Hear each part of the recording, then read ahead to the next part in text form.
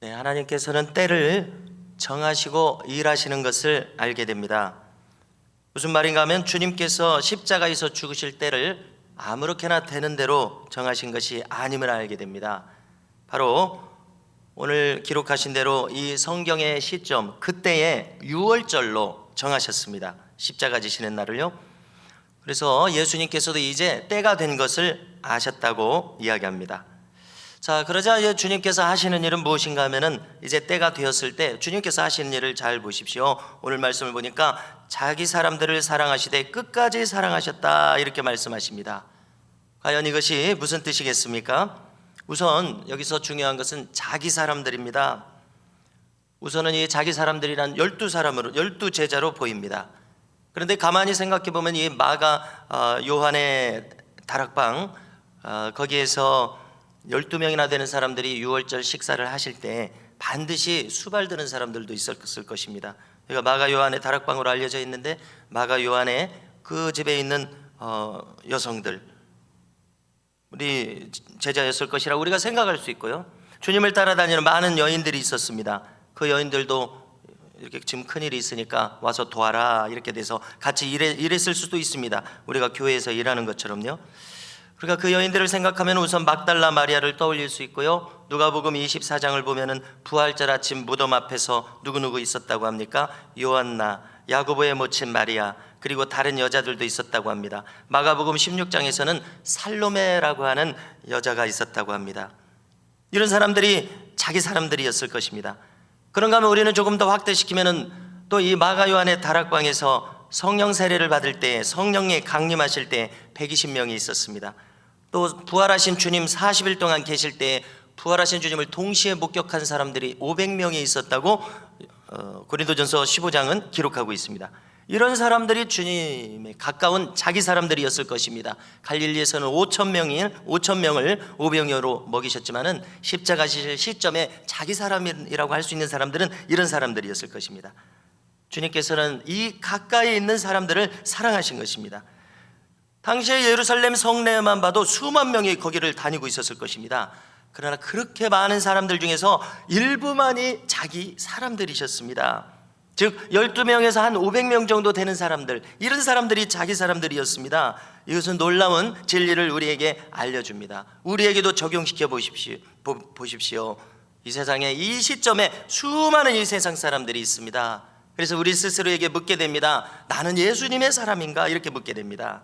주님께서 너는 내 사람이다, 자기 사람이라고 인정하실 사람일까? 하고 이렇게 물어보게 됩니다. 내가 주님 가까이 있는 사람일까? 이렇게 물어보게 되는 것이죠. 그래서 우리가 이 주님께서 가까이 두시고 끝까지 사랑하실 이 사람의 반열에 우리가 들어갈 수 있기를 간절히 소망하게 되는 것입니다. 그것을 사모하게 되는데요. 오늘 베드로의 한 말들을 잠시 후에 한번 보십시오. 베드로는 내가 잠시 후에도 나오겠습니다만은 이렇게 하지 않으면 너하고 상관이 없다고 그러니까 벌쩍 뛰면서 주님과 상관없다는 말에 아주 가슴이 철렁하는 그런 모습을 보이게 됩니다. 우리도 그렇게 돼야 할 것이다 생각이 됩니다. 주님께 가까이 있는 사람이 되기를 사모하는 은혜가 있으면 얼마나 좋겠는가 생각합니다.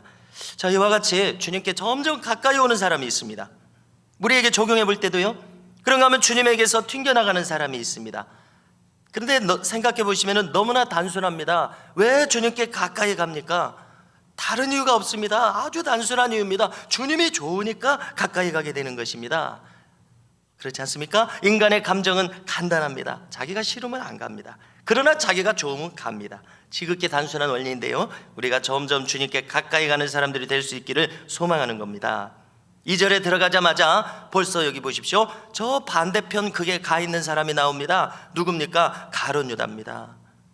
주일에도 거론했습니다마는 그는 마귀 친화적인 사람이었습니다.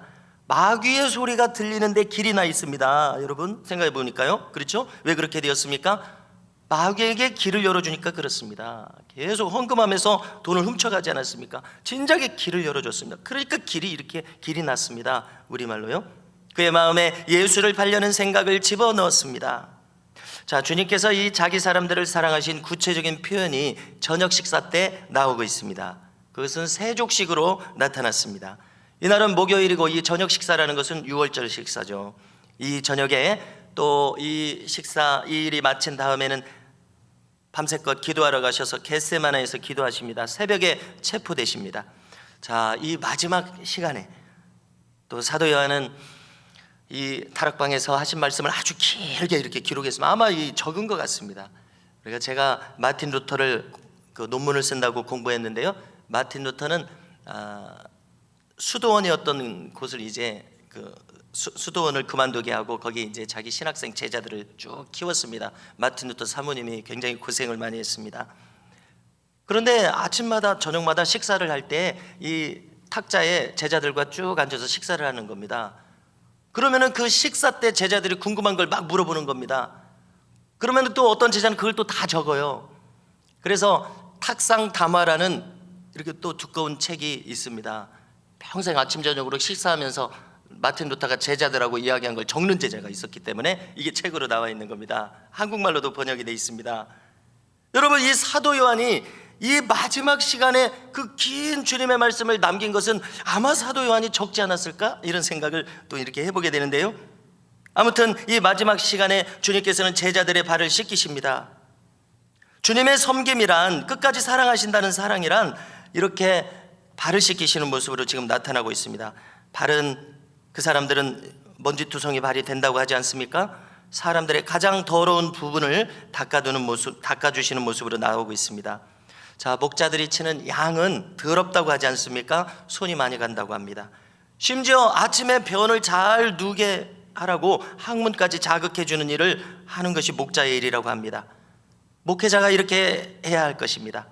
또 성도를 섬기려는 사람들은 이렇게 해야 될 것입니다. 주님께서는 그 본을 보이셨다고 이야기하십니다. 여러분, 베드로 차례가 되니까 사도 요한은 그걸 꼭 이렇게 기록합니다. 베드로가 특이한 사람이었는가 봐요. 이렇게 자기 발을 씻어주시는 주님이 너무나 황궁한 겁니다. 이거는 말이 안 되는 겁니다. 이건 격에 맞는 일이 아닙니다. 그러니까 주님, 제 발은 안 됩니다, 이렇게 얘기했습니다. 그랬더니 주님께서 간단히 말해서 내가 이렇게 하는 뜻을 네가 나중에 알게 될 것이다. 그리고 뭐라고 얘기하십니까? 내가 너를 씻어주지 않으면 너하고 나는 상관이 없느니라. 상관없는 사람이 된다. 상관없는 사람이 된다고 하니까 베드로의 반응은 가슴이 철렁 내려앉고 또 몹시 서운해집니다. 또 상관없는 사람이 되는 건 또 받아들일 수가 없습니다. 그래서 뭐라고 합니까? 그러면은 제 손도 제 머리도 씻어 주옵소서, 이렇게 하니까 또 주님께서 그렇게까지 할 필요는 없다, 또 이렇게 이야기하십니다. 그리고 이제 이야기하시는 것이 내가 주와 선생이 되어 너희 발을 씻어 주었으니 너희도 서로 발을 씻어준 자들이 되라, 유언처럼 이렇게 말씀을 남기신 것인데요. 이렇게 주님께서는 발을 씻어주는 자가 되라고, 섬기는 자가 되라고 본을 보이신다고 하시면서 이렇게 하셨습니다. 그리고 자기 사람들을 사랑하시는, 끝까지 사랑하시는 표현이 바로 이렇게 나타났습니다. 그리고 오늘 말씀 마지막 절을 보니까요, 주님께서는 이런 말씀을 남기십니다. 종이 주인보다 크지 못하다. 보냄받는 자는 보낸 자보다 크지 못하다. 너희가 만일 이것을 깨닫고 행하면 복이 있으리라, 이렇게 얘기하십니다. 자, 다시 한번 이야기해 봅니다. 무슨 말입니까? 자기가 종된 자를 아는 자가 복이 있다는 얘기입니다. 종은 주인에게 순종합니다. 가라 그러면 갑니다. 잠깐만 생각해 보고요, 이런 것이 없는 것이 종이죠? 그러면 종이 아닐 것입니다. 아니요가 없고 자기 뜻이 없다는 것입니다. 할렐루야. 그러면 종이 아니라는 것입니다. 성도 여러분, 우리 모두가 이런 의미에서 종된 자가 될 수 있기를 바랍니다. 이런 의미에서 자기 뜻이 없는 자가 되어 복이 있는 자가 될 수 있기를 바랍니다. 종이 자유자가 되는 놀라운 진리입니다. 우리가 찬송가 28장을 기억하실 텐데요, 복의 근원 강림하사 3절을 저는 늘 기억합니다. 주의 은혜 사슬대사 나를 주께 매소서, 이렇게 찬송한 것처럼 주님께 매인 자의 자유, 이런 자유가 우리에게 임하시기를 간절히 소망합니다.